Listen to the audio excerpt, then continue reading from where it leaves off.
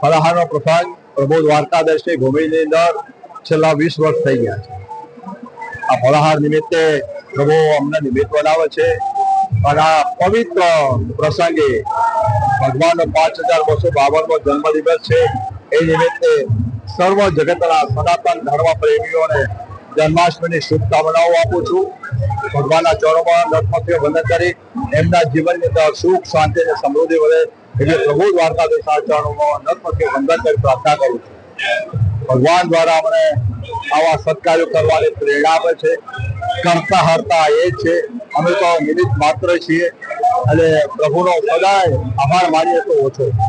આજે જન્માષ્ટમીનો એક અનેરો મહોત્સવ અહીંયા દ્વારકાધીશ મંદિરમાં ચાલી રહ્યો છે। જગત મંદિર કહેવાય છે જેને, અને આખા જગતમાંથી જ્યારે હજારો શ્રદ્ધાળુ ભક્તો અહીંયા આવી રહ્યા છે ત્યારે મારા પિતાશ્રી શ્રી બાબુભાઈ દેસંગભાઈ દેસાઈ, રાજ્યસભાના સાંસદ, એમના અહીંયા જે ફળાહારનું અહીંયા આયોજન કરેલ છે એનો હજારો ભાવિક ભક્તો ખૂબ સરસ રીતે આનંદ કરી રહ્યા છે।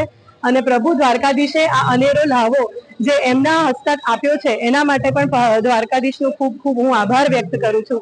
અને અમારા પોતાના કર્મો તો નહીં, પણ અમારા મમ્મી પપ્પા શ્રી બાબુભાઈ અને શ્રીમતી અંબાબેન એમના જે સત્કર્મો છે એના પ્રતાપે જ આજે અમે સૌ અહીંયા સહપરિવાર જે દ્વારકાધીશના દર્શન કરીને ખૂબ ધન્યતા અનુભવી